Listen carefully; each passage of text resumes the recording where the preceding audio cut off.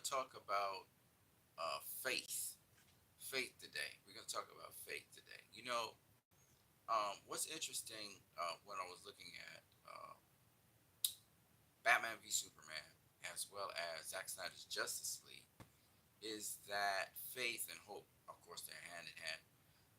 That faith was passed on from Superman, who had faith in the better side of humanity, was passed on from Superman to Bruce Wayne, aka Batman. And I thought I'd speak about this a bit using Hebrews 11. It's really interesting because faith is a thing that is developed, and it is the thing through which everything is manifested. Everything. And so I'm going to go through a little bit of Hebrews 11, not too much, but just a little bit of Hebrews 11 with you guys. Talking about this invisible quality, this attribute that we as humans are magnetized to and attracted to. And it's interesting because faith in and of itself manifests different things. Everything comes down to belief, what you believe. I know they're different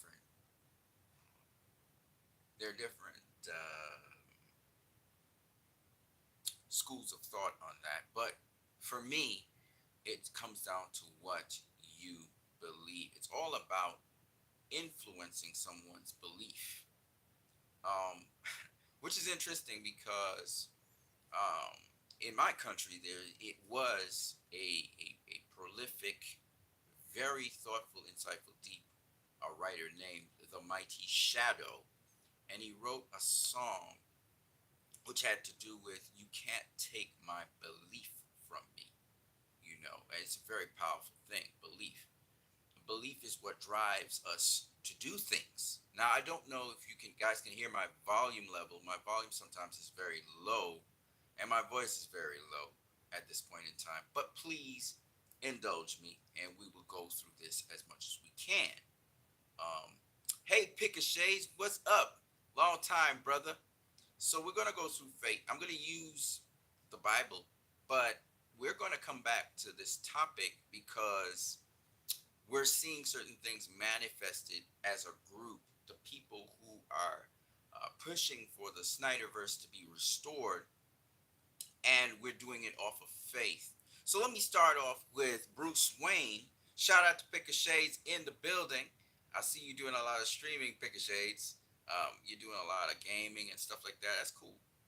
Um, First of all, Bruce Wayne became much more hopeful at the end of Batman v Superman.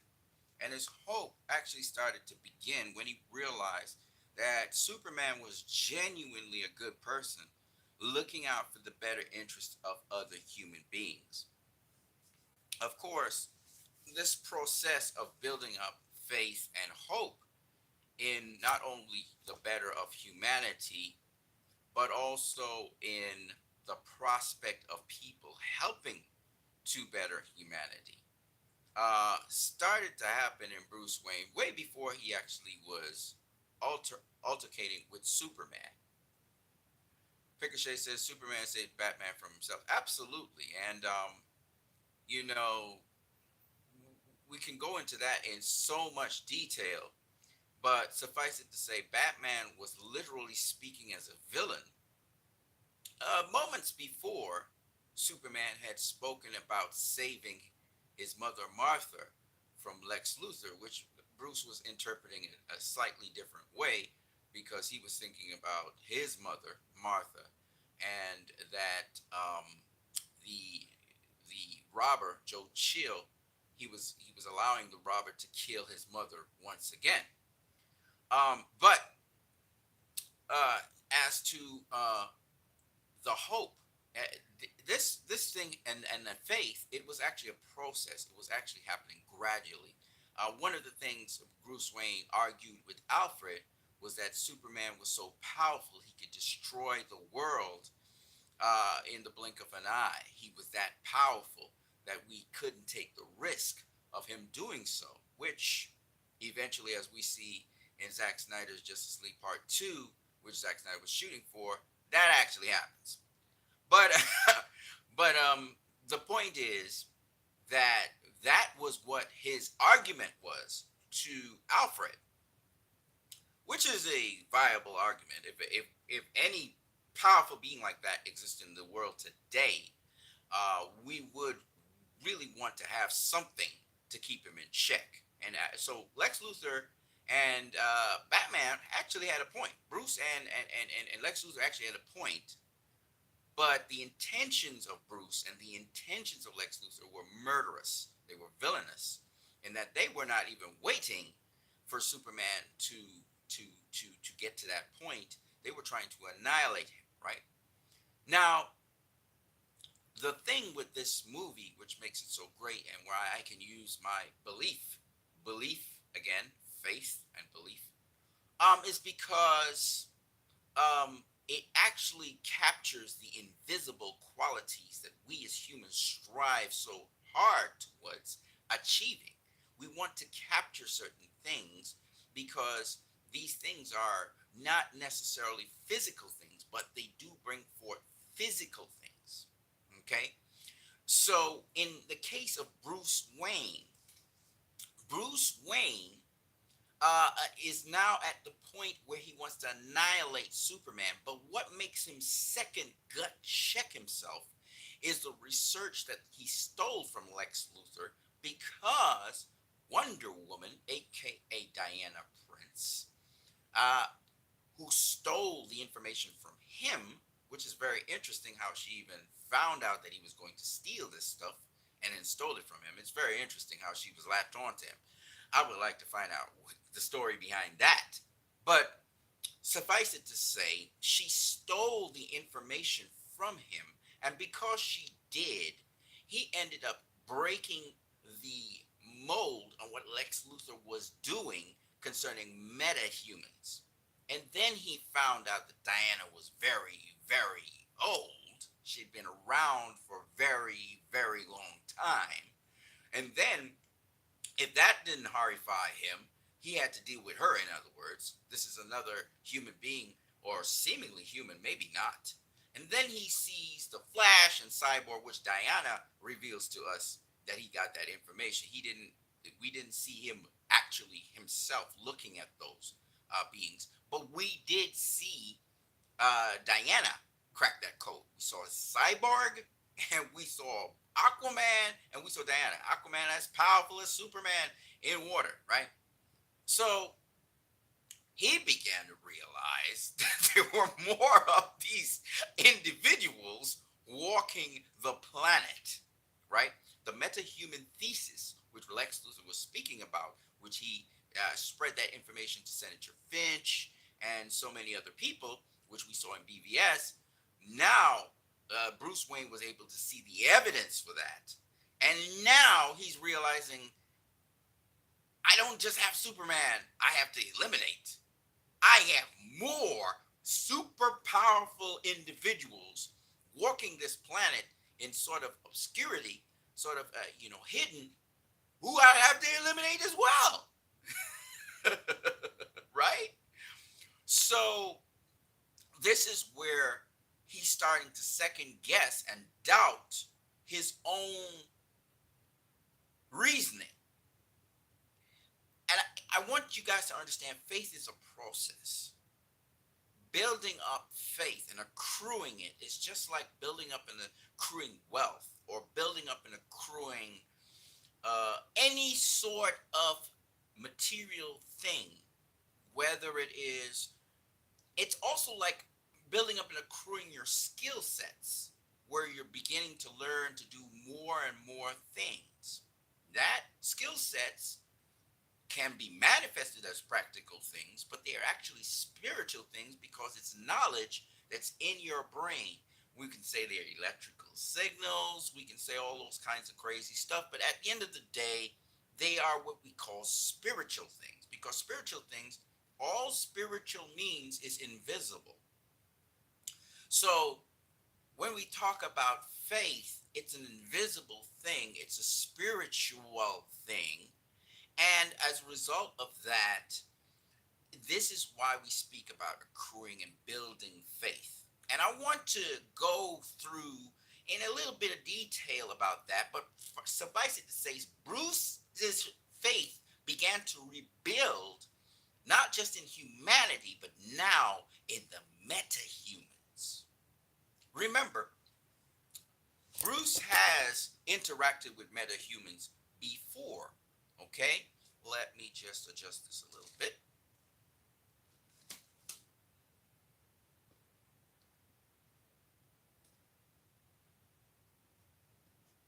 There we go. All right, Bruce Wayne has adjusted with meta humans before. Remember, Bruce Wayne has dealt with Killer Croc. He's dealt with, you know, other metahumans. He's dealt with other superpowered beings. But usually these metahumans, they've had disturbed past, yes, but also in addition, they've generally been, for Gotham at least, his place where he lives, they've been agents of danger and destruction. For example, Poison Ivy, an agent of destruction. So where Bruce Wayne is always coming from, his philosophy was prevention. And because of that divergent philosophy, Picochet says it's when Batman began to think about them from their loved one's point of view. That's where he probably began to see them as human beings. Okay, but remember, they're not human beings. Superman's not a human being. Wonder Woman's not a human being. Okay, Flash is a human. Cyborg's a human. Aquaman's part human, but he's not really human, right? Nonetheless, the point is, Batman. And a great point, by the way, Picochet. Great point. Batman. Don't forget to smash the like button, people. I am a channel that tries to make money off of this. Um, but suffice it to say, Batman has had interactions with metahumans before, but they've never been pleasant interactions. He's never met a metahuman before Superman who has had good intentions. So it may begin good, but it doesn't end. It doesn't end good, right? And this is important for people to understand. So, um, based on that, his philosophy of how to deal with things is always going to be something that is somewhat negative in and of itself. Okay? Now, as he goes into his journey of building his faith, not just in humanity now, but also in those who have greater abilities that can be used in the world, as he starts to build his faith in that, he begins in his journey to doubt his premise of how he operates. His premise of how he operates was based on evidence, data. And he's slowly beginning to grow in faith, even though it's not manifested yet. This is very important because this principle is a principle of life. And I'm going to actually show you guys how this actually applies to us in whatever we may do and how we interface with other people. So Batman is slowly evolving, slowly developing the faith, even though he seems to be going deeper and deeper into villainous thinking, right? Because the last thing he says, and I kind of put it up in a post on my post, the last thing he says to Superman is, your parents must have told you that you were here for a reason. My parents taught me another lesson, dying in the gutter for no reason at all. And then he says something that's so chilling, so villainous, that it's scary. Okay? In fact, I posted it up on my community section. You guys can check out the post. In fact, he says something that actually General Zod and dark side are basically saying the same. He said the world only makes sense when you force it to. Let me say it again. The world only makes sense when you force it to. Think about this. General Zod, what was he trying to do? Force the world into Krypton. He was not interested in sharing this world with humans. He was not interested in bringing about a symbiotic. He had one view of how the world was supposed to be for him and his people, and he implemented that. He was going to force the world to be what he envisioned it to be, and that's it. His will and his will only. Darkseid. Darkseid said to Steppenwolf, he said, I have turned 100,000 worlds into dust, searching for them who robbed me of my glory. I will stride across their bones and all of existence, glowing in the basking in the glory of anti-life, and all of existence shall be mine. He has taken it to a whole other level than General Zod. General Zod just wanted his civilization to exist.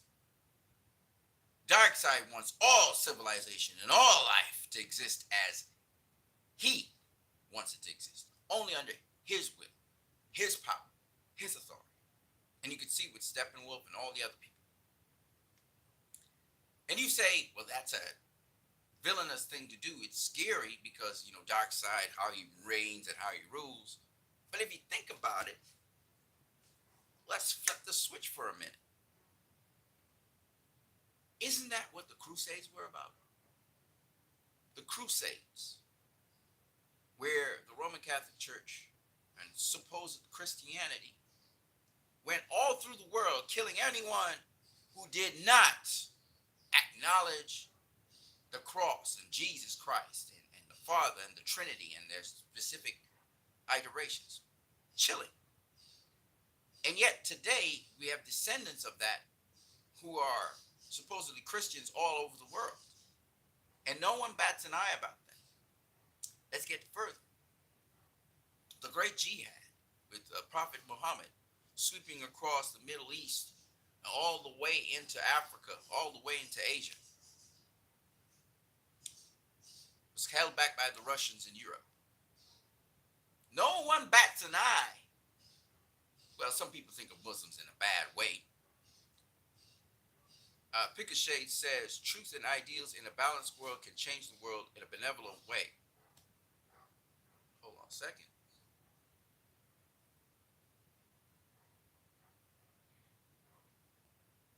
But force your ideals over the truth, and that's when you're forcing on a possibly villainous fantasy. Absolutely. Absolutely. Absolutely. Because free will and choice is something that we as humans, I can only speak for humanity right now. I can't certainly say that for animals, even though they do choose. They definitely do, but humanity kind of has a dominance over them. But as you so correctly said, free will, choice, is something very, very, very, very important in this world. Free will and choice is a very important thing. And so to subvert that and give people no choice whatsoever is what makes it dangerous. And that is something people talk about, strong men like Napoleon and so on. Well, we've had strong men that people idealize and speak well of.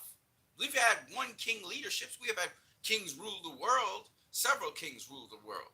We've had Egypt be the center of the world. We've had, and then it had a pharaoh, it had a king. It was just one man leading the whole world, okay?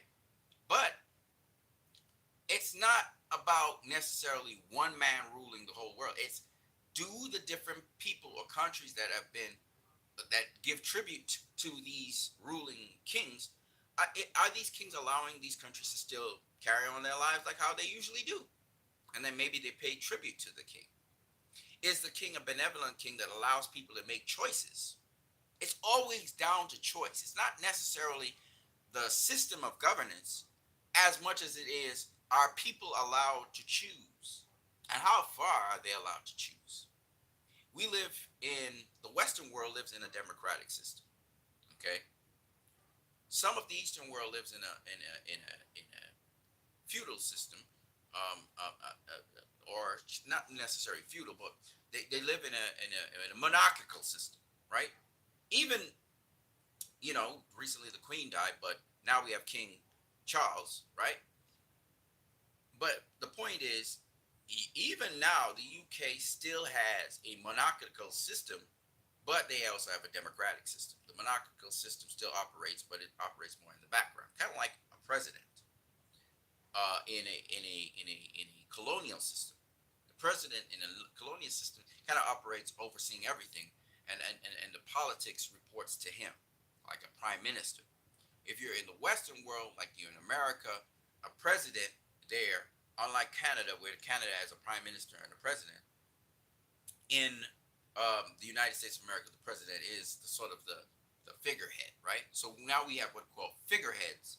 We don't really have one man running a whole country, right? Because people are afraid of totalitarianism. But you shouldn't be afraid of totalitarianism if the one person is ruling the whole world, but that one person is allows people to make choices. This is the important thing, and that doesn't execute people, kill people for making choices, right? So, in a totalitarian system, however, like we see with Dark Side, or with uh, uh, with General Zod, General Zod, you know, has one goal, one purpose, and nobody else can do this. The goal, the purpose, the approach is one. Anybody questions that approach, he annihilates them, right? So Zod doesn't really open his mind to reason, even though he will reason with you, he will debate with you, but ultimately, in the end, he's going to go the course he wants to go, no matter what you say. And so, um, these people are generally very passionate. But the thing about it is, you and I, we have to resist that, because as much as we are passionate about, like, say, restore the Snyderverse, um, we have to look at other people who may be interested in other forms of DC product and DC entertainment. Okay, we can't just be pushing the Snyderverse down everybody's throat. That's where we talk about forcing your will on people, trying to force the world to change to accommodate your thinking. That is dangerous. And that's why I, as a Christian, as much as I claim to be a Christian, I cannot force my belief system, again, belief or faith, on another person. That is wrong. That is for that person to choose whether they want to or not. And they should not be punished for choosing whichever way they want by me. I am not the executor. I am not the Almighty God of, I speak God, I mean like ruler. I determine I'm a ruler, I'm a leader. I'm not someone to do that. As for life, to decide, how you make a life choice, well, there's consequences to it. And that's just how that goes. So, what I'm saying is that that's dangerous. And that's where Bruce was. Bruce was at the point where he was thinking villainy. He was thinking in a very destructive sort of way. He was thinking, my will is the way to go. And what we've learned is we cannot make everything our will. It's not right.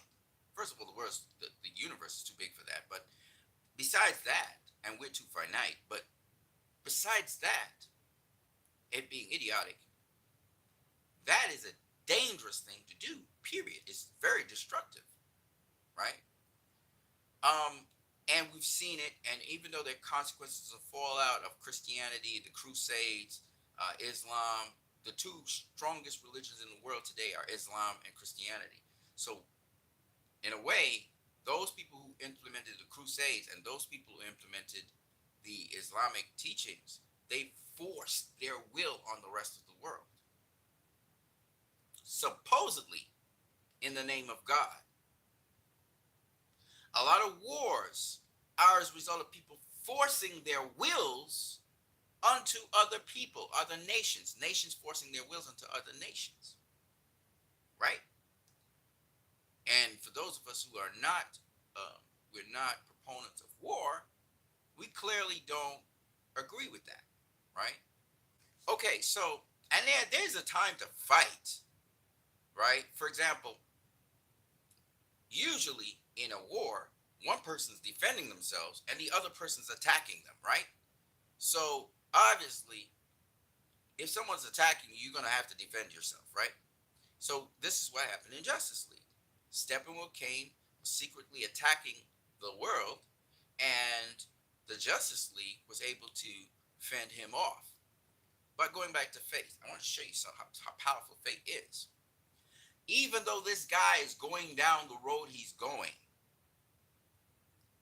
his belief system is changing. His faith is changing and it's growing. And these subtle things that are making that possible. One, his view of metahumans. But two, Alfred. Alfred acts as Bruce Wayne's internal check. Alfred is checking everything that Bruce Wayne says. He's making Bruce Wayne double check and double think the situation. And even though Bruce is winning those arguments, like General Zod was winning the arguments, Alfred is chipping away at Bruce Wayne's confidence in what he's saying because of life situations. The life situations is showing something else.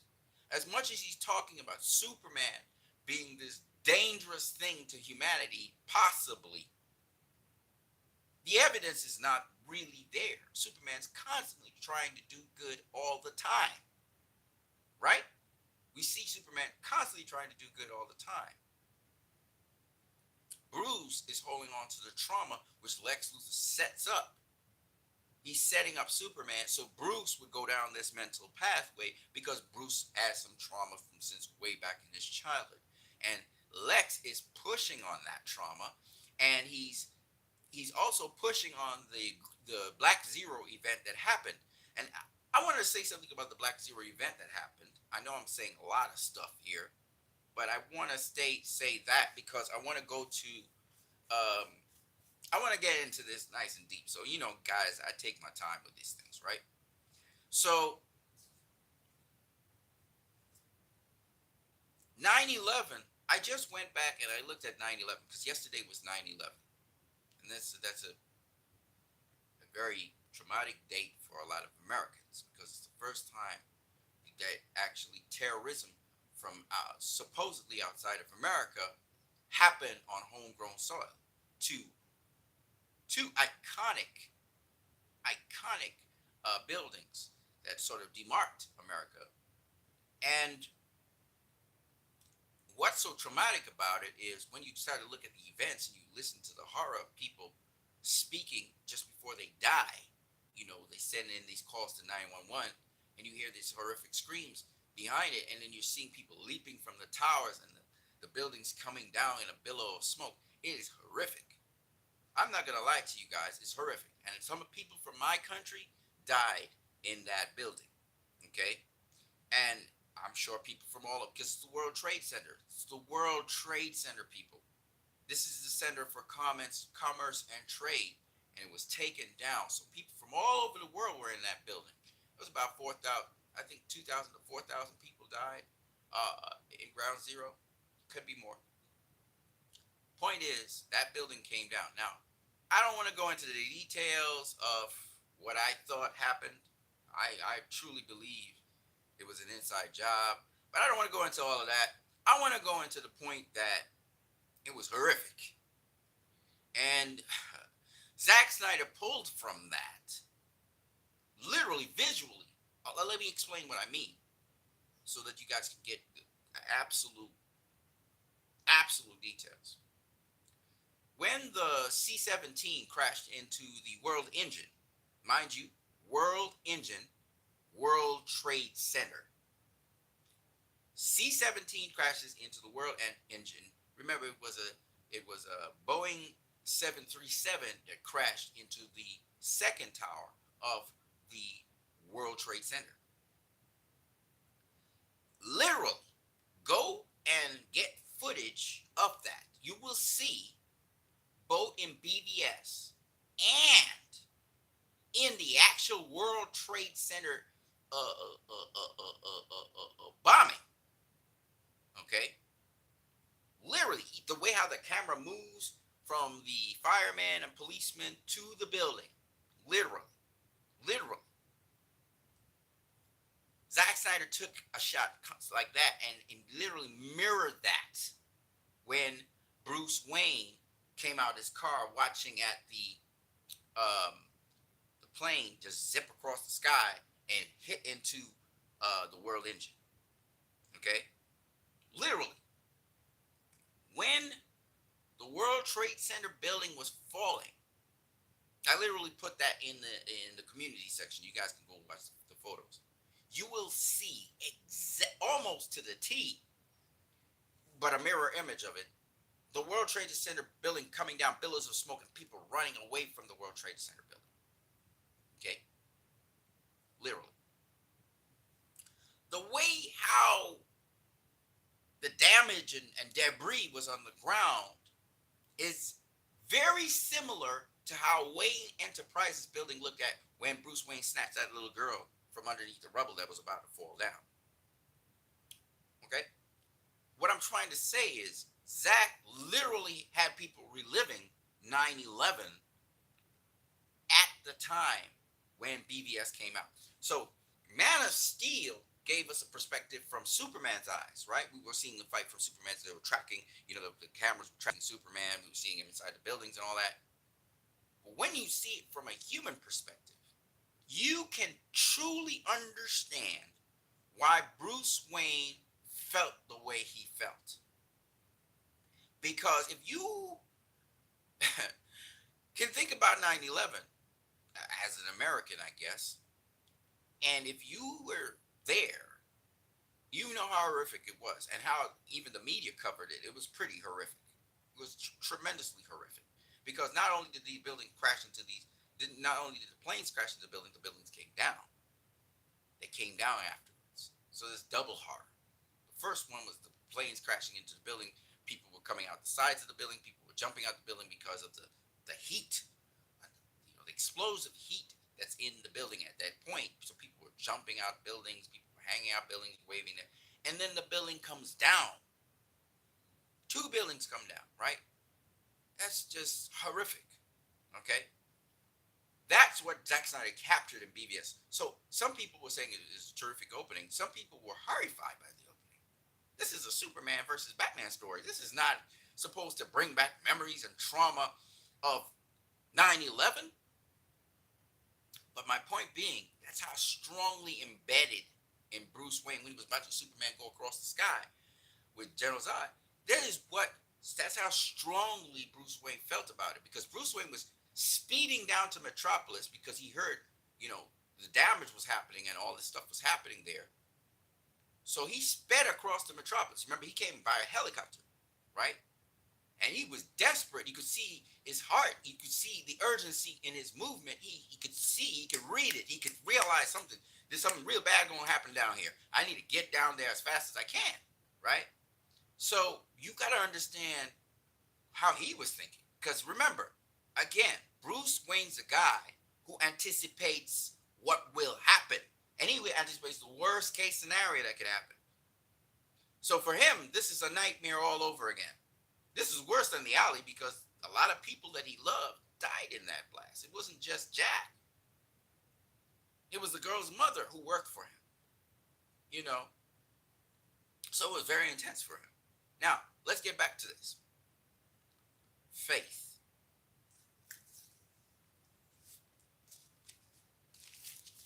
And we're gonna get to how this movement is going because you have to understand that a lot of tragedy has happened to bring forth this. A lot of stumbling and falling has happened to bring forth this. Some of us have been villainous. That's why they call us toxic fans to bring forth this. I want you to understand that it is a process. This faith, this growing in this intangible, this invisible quality we call faith. Chapter 11, book of Hebrews. You guys don't have to listen to me. I'm just reading. I'm scripture boy. All right. Hebrews chapter 11 says, now faith is the substance of things you hope for, the evidence of things you cannot see. It apparently seems like there's no evidence for it. It's something you're hoping for. Hope is what starts everything. Faith is what makes it happen. And this is why I love Zack Snyder and his movies, because he's capturing the things we as humans in the real world need.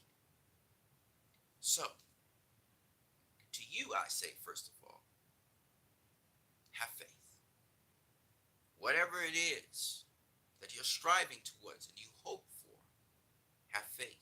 Faith is what will make it happen. Okay? That's the first thing. Now, I could say that. That doesn't mean that you will get it. It takes a process to get confidence that you could do it. It takes a process for you to build that ability to see what it is you want to do. People call it visualization or whatever. But it's a process for you to understand, oh, yeah, this is definitely going to happen. Because you've seen it already. I had a dream. Don't sound like Bruce Wayne, but I had a dream. There's a lot of spiritual things in these movies because Bruce Wayne's had a lot of dreams. He's been a lot of places. I told you guys, I even wrote songs on this. The dreams are real. They're realer than the reality we live in today. You get to see the world outside of time. And if you pay attention to your dreams, and I'm not talking about your dreams in terms of your aspirations for what you want to be, that's your visualizations, right? And that's all cool too. But if you pay attention to your dreams, you're going to learn a lot about the next day you have and the next week and the next month. You'll understand what your role is in a place in life and all of these things. You'll be ready for a lot of stuff. As your physical dreams, the ones where you, well, it's not physical, but you get what I'm saying. You're put to sleep, you're asleep. And then there are visions. Vision is a word, again, it's a spiritual word because it's invisible, right? You can see visions. You can be, okay, so people who daydream, for example, they have several different visions, right? You have several different visions in your daydream. When you practice katas, when you practice anything in your head, you're actually visualizing things. You're actually visualizing vision, visualize. Okay?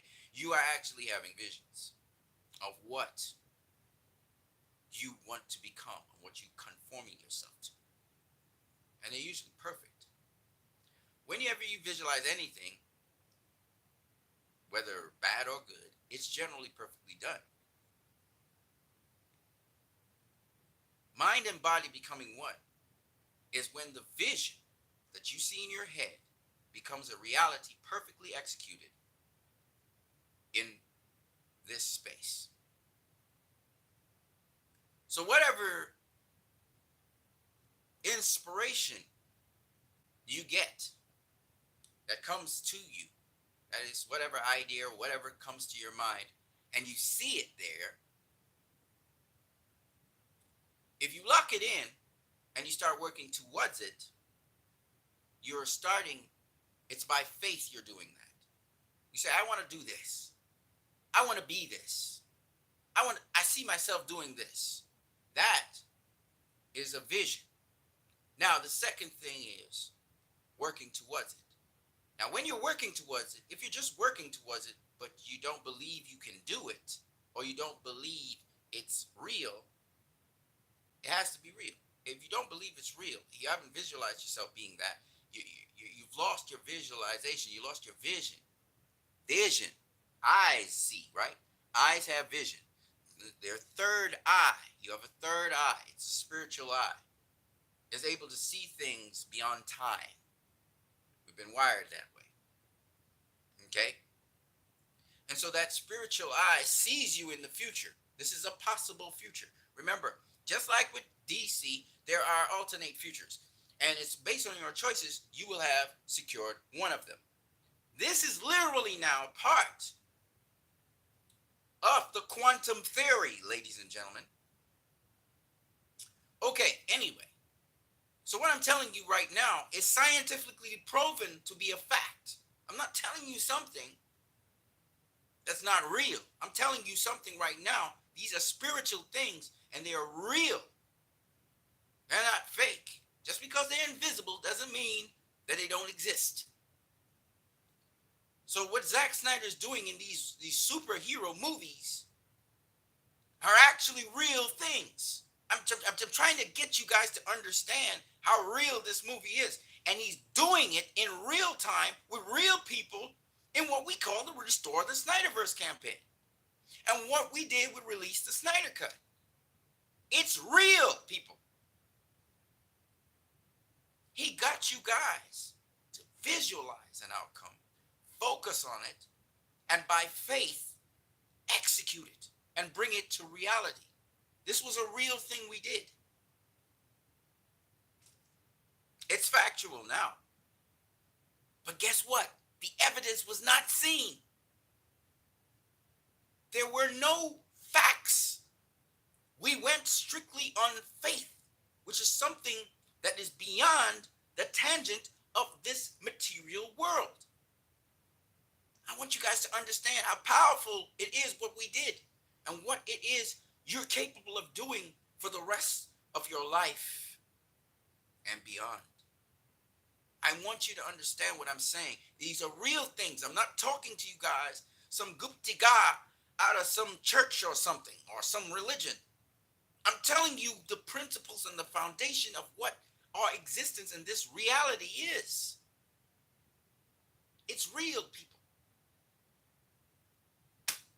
Okay, so even though I'm reading from this book, you can get it in nature, you can get it, you see it in people, you can watch a superhero movie, you can see it everywhere. You got to stop looking at labels and you got to watch at what is inside the thing. You got me? Because this is what I live by, and that's why I'm not worried about anything. And whatever I want manifested does manifest. Okay, anyway, we're getting to it. Oh, we got so much power as humans. You guys have no idea, but it takes time. It takes time. It's a process. Each individual is we really are a shining light, but it's a process. And me knowing, where I come from, my belief system, my thought process tells me without a doubt that we can live forever. We can be eternal. There's more. So from where I come from, my perspective and my understanding of the truth, there's so much more, people. But let's move forward, because there are transient truths. That is, something can be true for a period of time and then it's no longer true. And there are permanent truths. There are diamond absolutes. But usually you can't see them.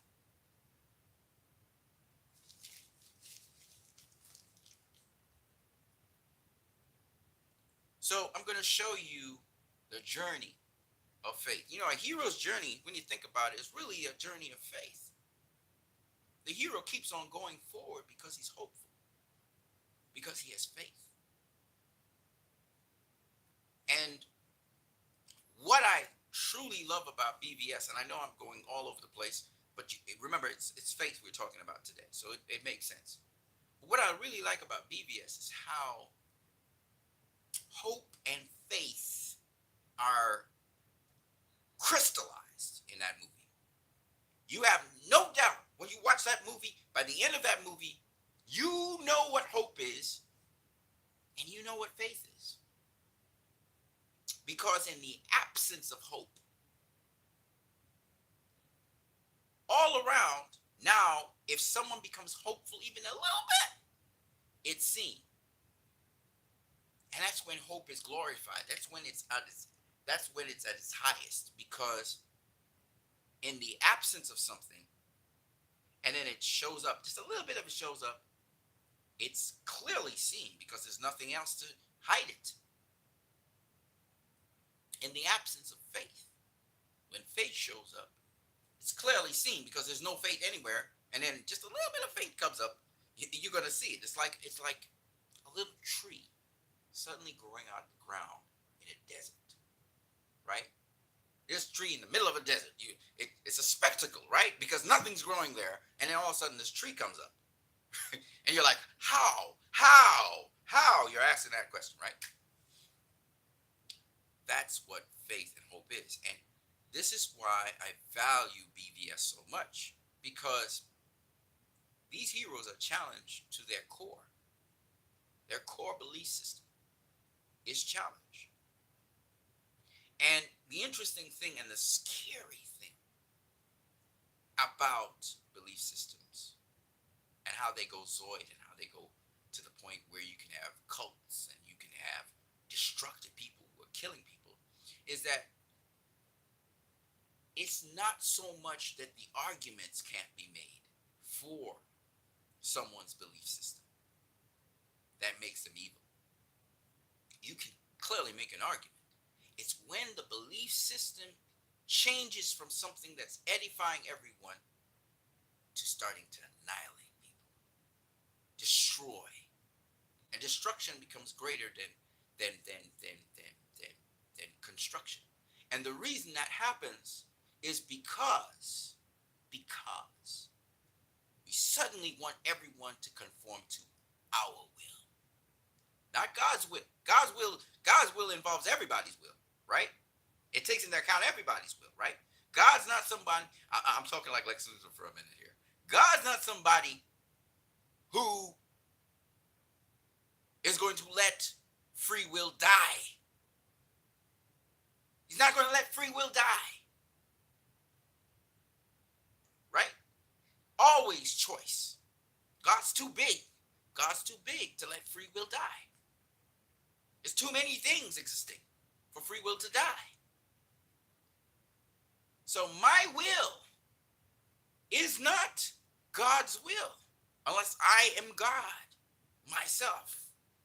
Therefore, everything must conform to my will. Right? Lex Luthor argued, no guy in the sky saved me from daddy's fist and abomination. I knew way back then.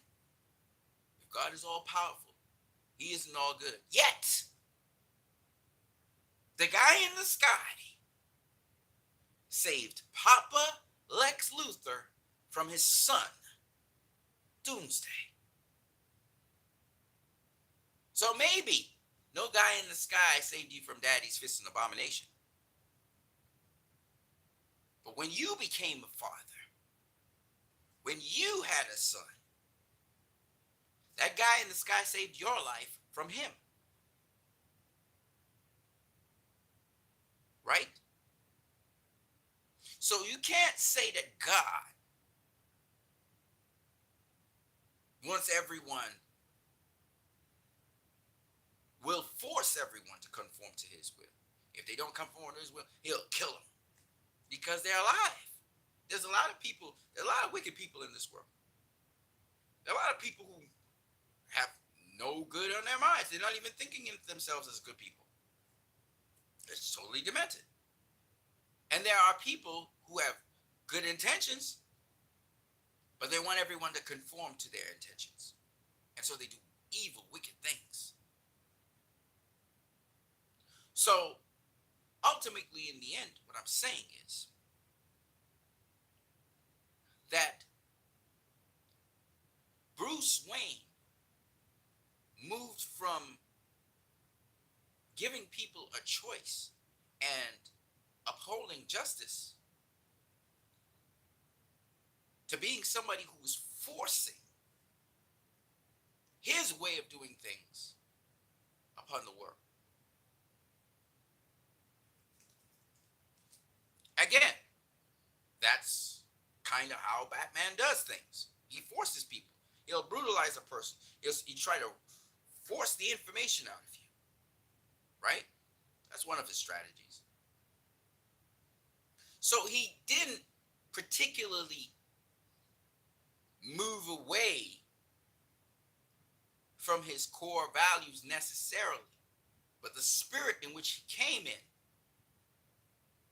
to one who did not do anything at all to deserve that. He now was attacking an innocent citizen of the world who had not committed a crime. He's not trying to get a contingency plan. He's acting preemptively on someone who has not committed a crime because he feels they will commit a crime later down the road. And that's what makes him villainous.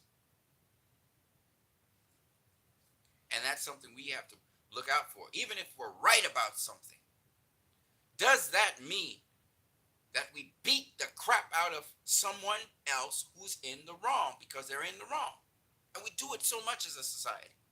Somebody makes a mistake and it makes news, and everybody's going down on that person as if they never did something wrong themselves. But anyway, faith is what changed Batman. Faith. So let's get to it. How did faith open Batman's eyes? How did the vision open his eyes? Because he didn't have the vision. He lost his vision. As they say, he lost his way. He was about trying to implement justice, trying to prevent what happened to his parents happening to another person. Where did his vision go off? Well, we saw the bat jump out of the grave of his mother, the same bats that saved him, the beautiful lie, same bats that saved him became this big, tremendous bat. It jumped out of his mother's grave this time and was devouring him. He went from being pulled out of the depths of hell into glory, the glowing white light, going towards the light, to being ripped down and devoured by the depths of hell. A figure. Was he depressed? Absolutely, he was depressed. Showing manic signs of depression. Now, what had him shocked? What the first jolt, remember the first jolt in BVS, was when he saw Diana Prince was 100 years old. And she was a warrior. She was a fierce warrior. He saw the shield, he saw the sword. He saw she was a fighter. And she's at least 100 years old. Well, she got to be much more than that, right? And what did he do? He pulled away from the keyboard. He moved away from the computer. And he sat back in his chair. His eyes are popping open in his head. His mind is racing at 100 miles per second. Jolted. His whole theory suddenly gooptiga. The woman who he was oogling, the woman who he thought was just another woman, he said it. I've seen other bras like you. And she's like, you never met another woman like me. And she's smugly laughing. And she talks about little boys. Because he's a little boy. And she's seen many humans like him, right? And she knows a lot about him because she stole the drive from him, right? She turns out to be something he did not expect. He's jolted. And you see it. He goes back in the chair. He's shocked. But he gets back his focus, right? He's focused on getting this kryptonite, kill Superman, right? He's preparing everything, and then this comes up. And he sends her a message, obviously. And he says, this is not a picture of you. This is you, right? So, and he say, who are you? What are you, right? This is the woman. He's like, pretty girl, don't think me, right?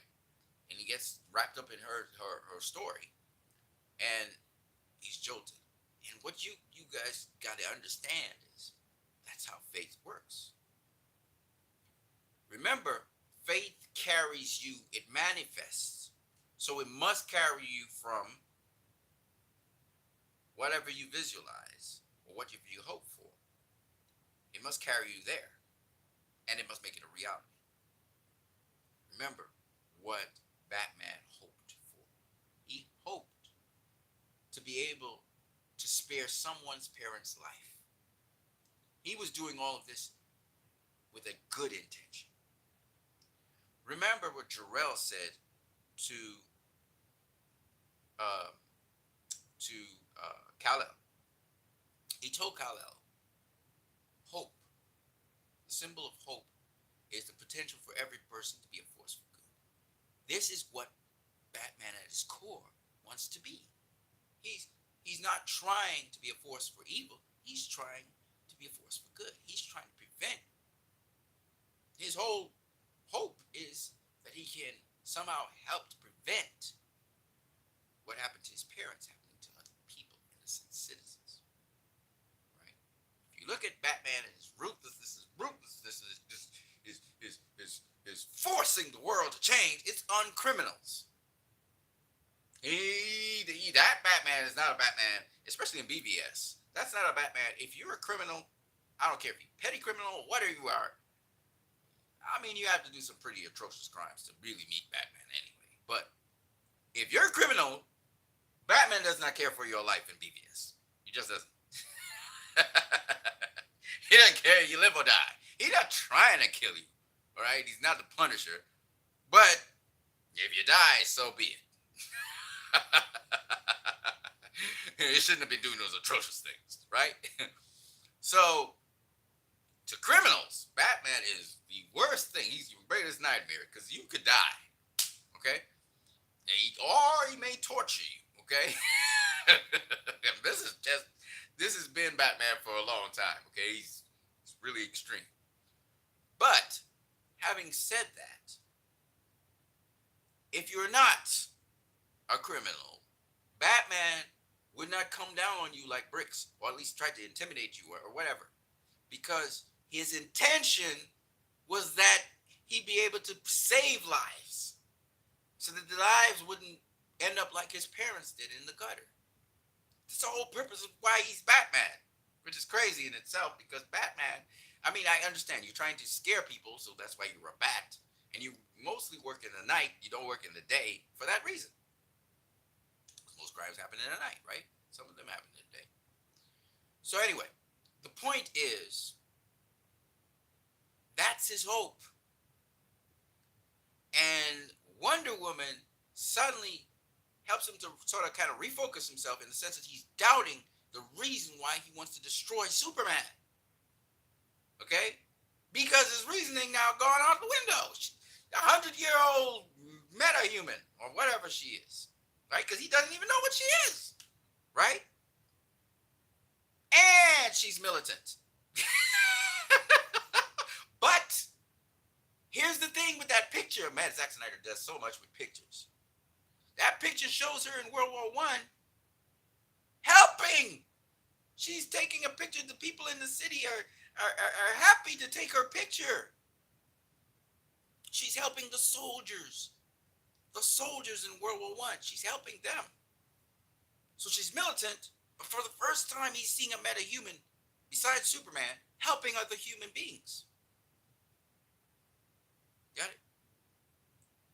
So there's all kinds of things are going through his head right now. And the point behind it is his faith in humanity has just boom. It's getting stronger. Not in humanity only, but the meta humans as well. It's just got a little stronger. Because now he's doubting what he just argued with Alfred a couple of days ago about Superman.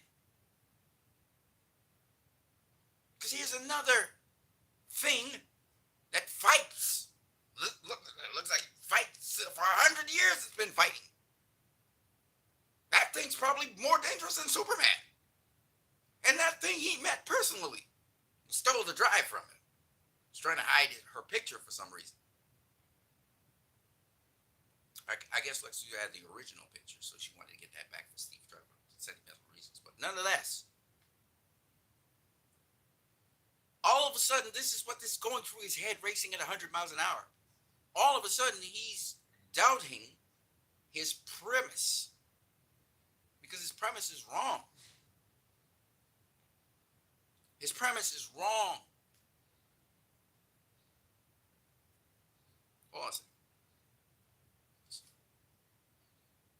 I'm an hour in already. Wow.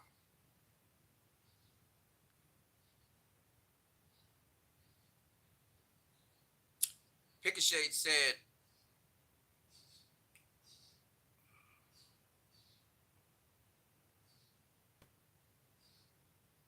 I recently did a video on that, how Batman had a more of a no murder rule than a no kill rule with BBS. Yes, absolutely, 100%. You said something else. I thought you said something else, but yes. But what I'm trying to say is his faith is growing, not just in humanity, but also now he's coming to grow faith in metahumans. Metahumans, because he's never interacted with a metahuman that really tried to help humanity ultimately. So,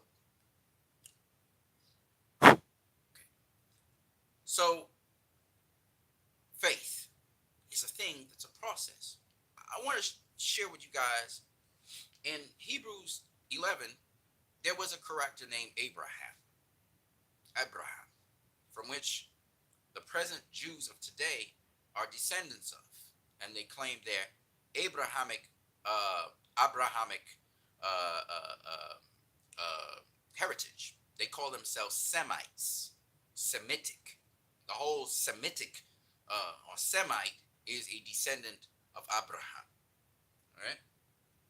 It's also a descendant of Seth, but it's still Abraham. It's through Abraham. Okay. Even Islam and Christianity and the Jews all are consider themselves descendants of Abraham. All right. Now, Abraham was considered this great man of faith. We're gonna go there, but he wasn't really. His faith grew with time. It was a process. And what you guys got to understand is not how you begin the struggle, but it's how you end the struggle. I'll say it again. It's not how you begin the struggle, but it's how you end the struggle. And let me say something else on that. And that is that it takes a process to get to where you want to go. So don't feel out because certain things are not manifesting. Stay with it. Stay with it. All right. So this will make sense in a minute.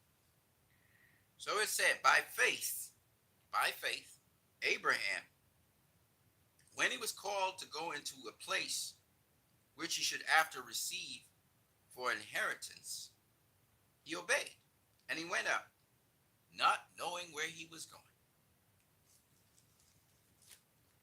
He was promised that he would be, and his name means that. He would be the father of all nations of the world. And he went out. He left Ur of the Chaldees, which is in Babylon, which is in Mesopotamia, what we know as Mesopotamia today. And he started going off, traveling, not knowing where his destination was, ladies and gentlemen. That doesn't sound crazy. I don't know what does. He didn't know where he was going. He just left where he knew. And he took, back in the days, they had camels and tents and lands and people and slaves and all that stuff. He took all that and they was traveling into the desert, ladies and gentlemen. They started heading into the desert. That's madness. Faith. As we all know, today, we know of Israel. We know of Syria. Right? We know of Persia. These are all places which the descendants of Abraham occupy. Okay? So, I'm sorry, Abraham means father of many nations, not all nations, my bad. So, anyway, and these are old civilizations. Persia, also known as Iran. Persia was known as the Medites or the Midianites. The south areas of Africa, Ethiopia, Eritrea, etc. Southeastern areas of Africa are descendants of Abraham as well. They're Midianites. Then you have the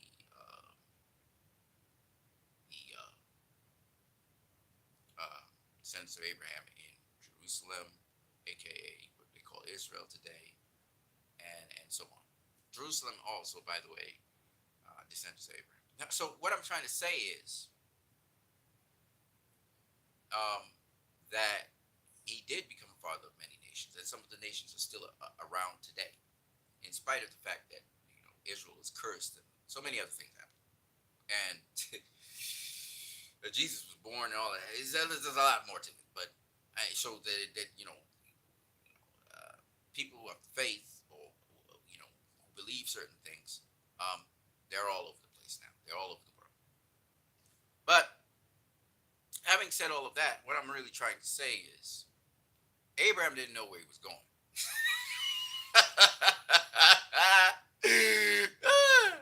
God, he saw God in a dream. Okay? God told him to leave where he was, and he would direct him to where he was going. This was the God of his father, Terah. Terah was supposed to go. He didn't go. So Abraham ended up going. This was all in a dream. He saw this. Y'all will say that's crazy because there's no evidence. He doesn't even know where he's going, right? But that's what faith is. Faith is the substance of things hoped for. A greater nation, a bigger place, a future, a better future. That's what it's hoped for. He don't know exactly where he's going, but he knows it's something better than what he has there. And so he goes off in faith because he had a dream. And dreams are realer, as I said, than reality. It is said, Jesus said, Abraham saw my day and he was glad. And that's seeing things outside of time. So God didn't just tell him that, he showed him it. And Abraham saw what his future would be. And so because he had that vision, he was able through faith. His faith was small because once you come back to reality, once you wake up from a dream, you're now back in supposedly reality. And because of that, you're going to doubt some of the things that you saw. Maybe you wouldn't even remember the dream, and you keep on going. And bit by bit, you start to see things that you remember, pieces of the dream becoming manifest. Okay, so anyway, let me try and get to the end of this thing real quick. By faith he sojourned in a land of promise, in a strange country,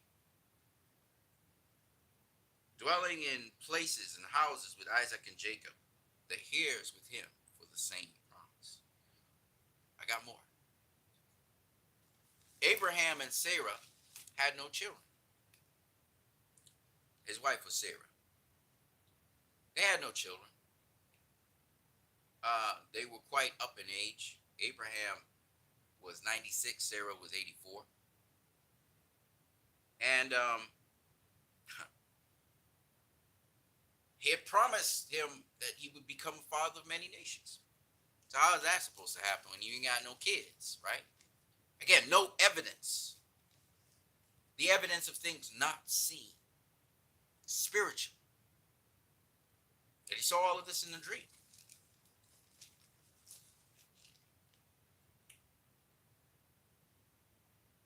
For he looked for a city which had foundations, whose builder and maker was God.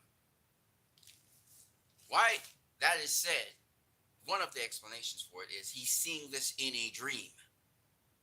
In a dream, nothing is necessarily like in our reality a physical thing. Like, for instance, this book I have in my hand. Or, no, even though you can feel, see, touch, taste, and smell in a dream, nothing there is physical. That's the time when you're actually more with God than you are when you are fully awake. So when it says this builder and foundation is God, what really basically saying here is that the reality of the situation, though not manifested yet, is invisible, like God is invisible. Spiritual, like God is spiritual. If I like I said to you guys, the best way to describe God is through invisible spiritual attributes or characteristics or qualities, what we call today qualities, faith, hope, love, that kind of stuff. That's what God is. This is why they say God is love. So if you're trying to visualize God as a human like yourself, God is not built in the image and likeness of humans. So I try to get people past that. It's the qualities. Life is a spiritual term. You can't nail down life to any particular thing. God is life.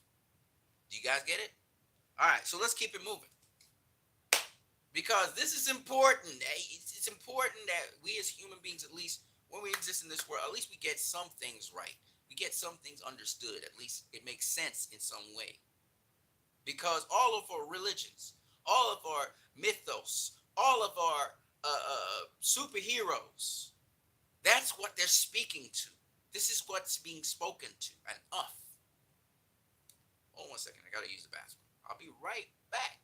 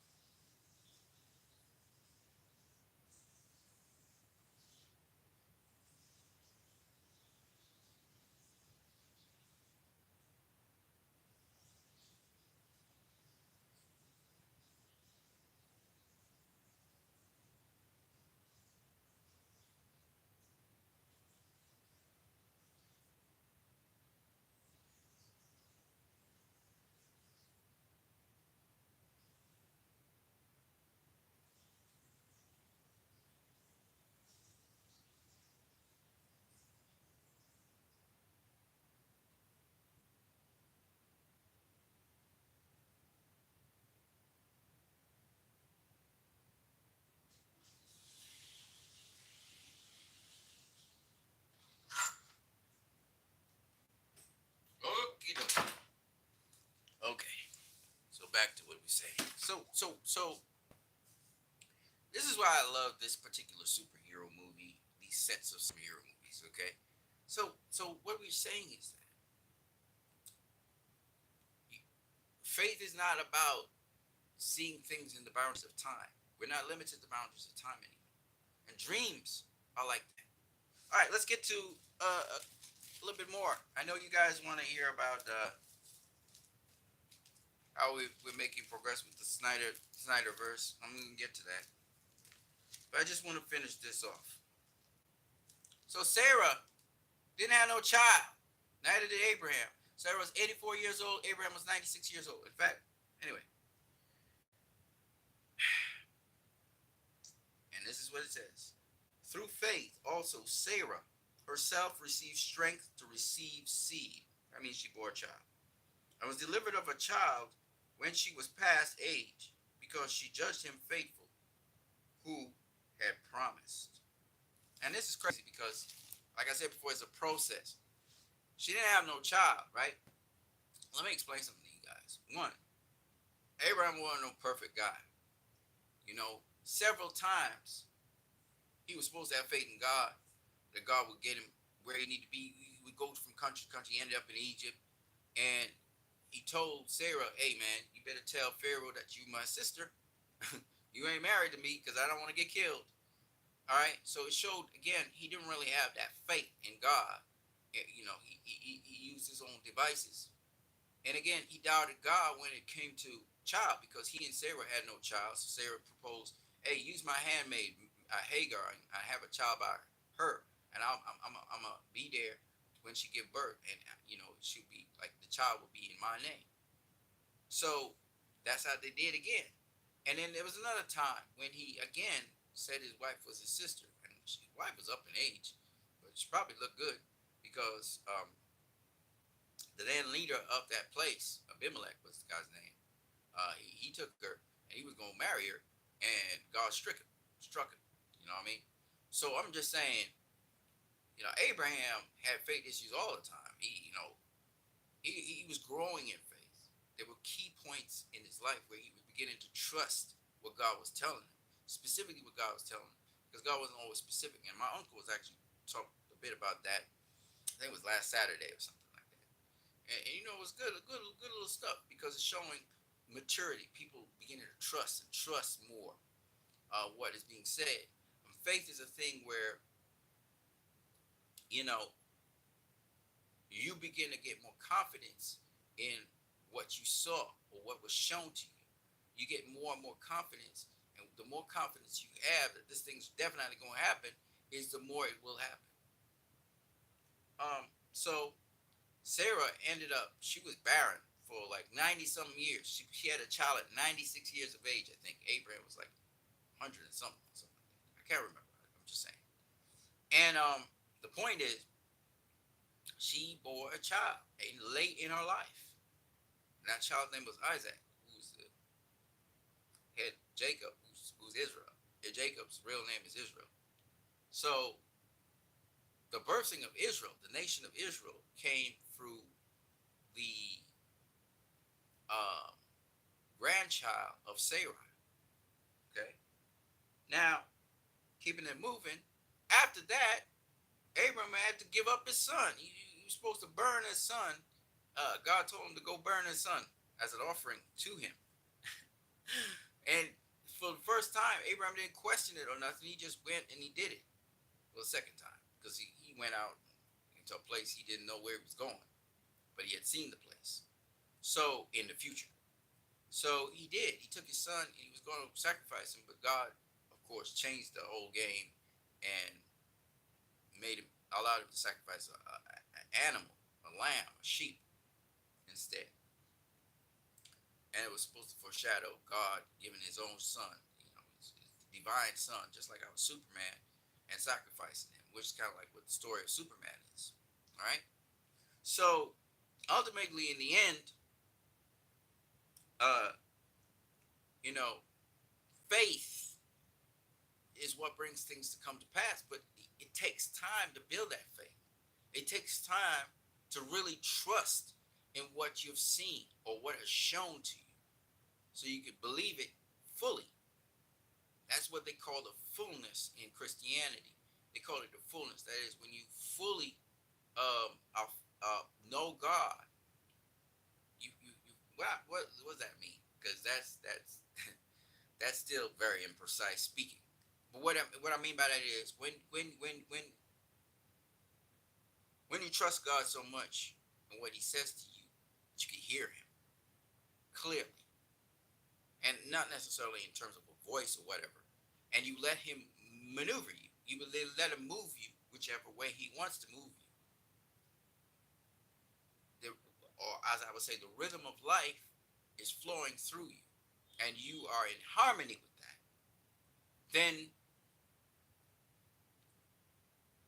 Then that's when your faith is at 100%, and it doesn't matter what you anything that you see or think will become manifest or will happen. Okay, that's what I'm basically saying. So faith is the vehicle that brings to reality what you hope for. That's what it is, and that's what Zack Snyder crystallized in BVS and then in Justice League. Justice League was the manifestation of what Jarrell had told Kal-El. They'll stumble and fall, but they will join you in the sun. Bam, there they are, joined in the sun, right? But it's also the manifestation of what Bruce Wayne in Hope believed. He said, find me the others that are just like you. She said, do you think they'll fight with us? He said, yeah, they'll fight. They'll fight with us. We have to, right? So he got the League to fight with him, even though in the beginning it wasn't happening, right? And that's what I'm talking about, faith building. They had to build faith in the fact that they could do something as a team. Certain situations forced certain guys to join the team because now they had a tremendous stake in that happening. So it had to become something real for them.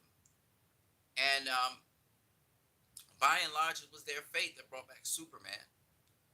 And it was their faith that carried him to overcome Steppenwolf, right?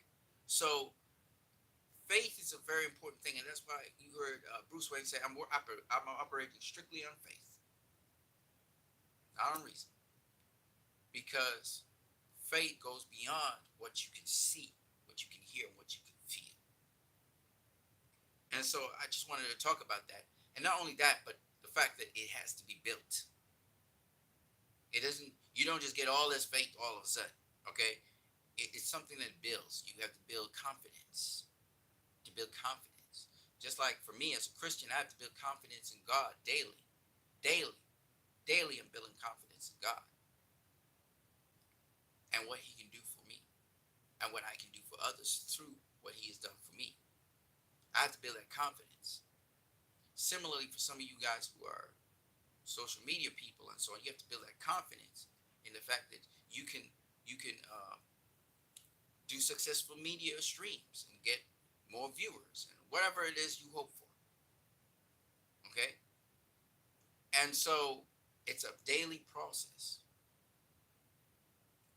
And if you look, Bruce Wayne, his faith never wavered as he was going along because he's a guy of purpose and he's a guy of goals. So he was like determined to bring the League together some way, somehow.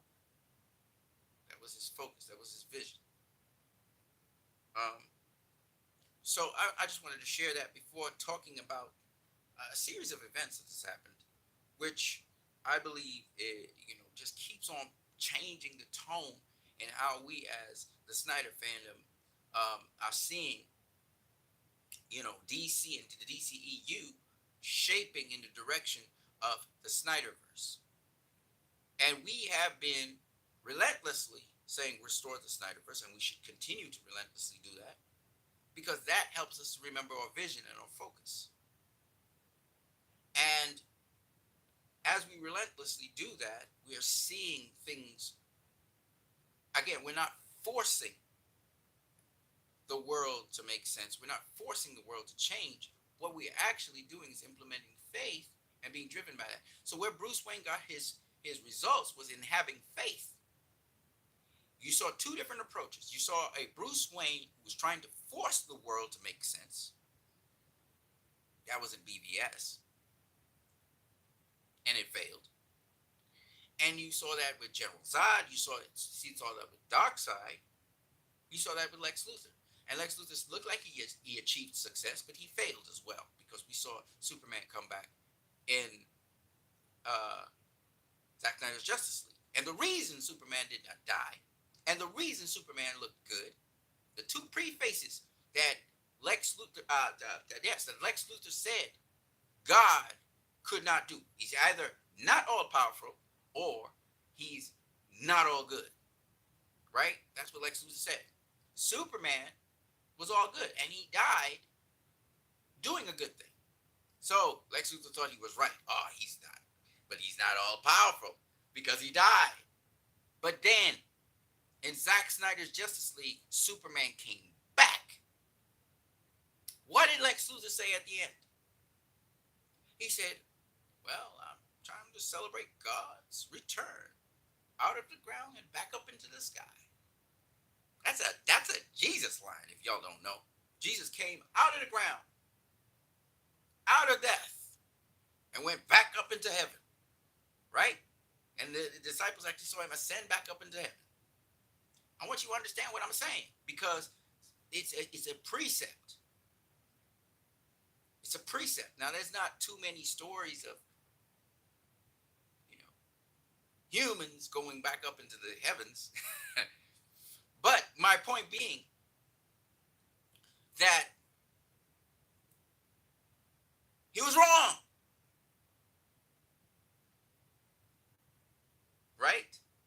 He was wrong. He's been wrong. His whole premise was wrong. The whole premise that Bruce had for destroying Superman was wrong. Get it? Let's go on a little bit. We know Superman's going to be manipulated by the anti-life equation in the future, and he's going to be bad Superman. But does he stay bad Superman? No. We know Superman is going to somehow, some way, come out from under that and return to being good Superman, which means what? Lex Luthor will again be wrong. He'll be wrong.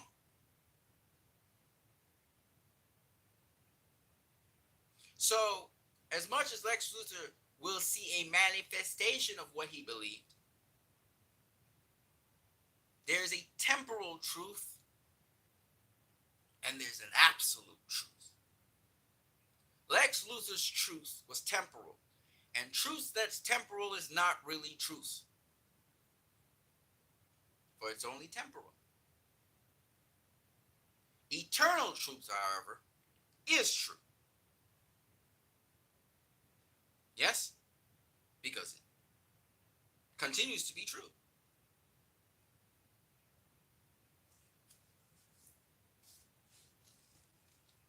So, this is why I speak on eternal principles, which are spiritual principles. Because they'll continue to be true. They won't change. Love will continue to be what everyone desires and everyone strives for. They'll call it different names. They'll call it different things. They'll try and be very technical with us. But at the end of the day, love is what people will strive towards. God is love. Period. So I hope that this helps. Now, if you look at my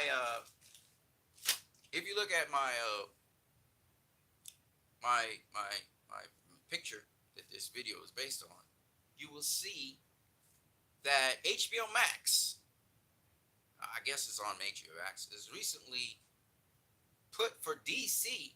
HBO Max has put, Henry Cavill, Gal Gadot, Ben Affleck, Ray Fisher. Let me say that one more time. Ray Fisher, Ezra Miller, and Jason Momoa as the DC characters, major DC characters, major DC heroes. And juxtaposed with that is the DCAU characters, the counterparts to that. Superman, Batman, Wonder Woman, Cyborg, I'll say it again, Cyborg, I'll say it again, Cyborg, Flash, and Aquaman. And there is a change and a shift in the focus and tone since this past regime has come. And I'm very happy to say, and I've listened to Sil Abdul since, since he's come, his channel has come to be. I've been there in the earlies. And I'm very happy. Very happy. And one of the things I can say for Sil Abdul and Mikey Sutton, they get some things wrong, but they don't call them scoops. But they get some things wrong. Is that these guys know for a fact Snyderverse is coming. Our job, and I remember me and Sil was some of the earliest guys saying, yes, the Snyderverse will be restored. This was under Jason Kilar and the old regime. And of course, the old regime was pushing back. Didn't want that to happen. And we said faith. And we, I look at guys on Twitter and they'd be saying, faith, Alfred, faith. Zack Snyder's right now doing Rebel Moon. Army of the Dead came out. Army of the Dead Las Vegas is still being made. He talked about Something of the Dead, which is going to be the sequel to Army of the Dead. We had Army of Thieves that came out. I didn't watch Army of Thieves. I was supposed to go on Netflix and check that out. Interested in Rebel Moon because anything Zack Snyder has now, I'm kind of interested in it, like everybody else. Black Adam's coming up. And we'll see if Henry Cavill comes out there, but I have the faith that Henry Cavill will come out there because Sil Abdul said it's a done deal. It's happening. Henry Cavill's coming out in Black Adam. And his face will be seen. Because they got it from Scoops. But the point is, and we all know that early on, very early, David Zaslav was in talks with Zack Snyder and Christopher Nolan, several other people. And they don't just have a VAPS 10-year plan. They have a 10-year plan based on the Snyderverse. How are they going to carry it out? And the thing about it is, the direction, even if you look at Black Adam, you see that the color tone, the color palette of Black Adam has changed. You saw the advertising for Black Adam change suddenly.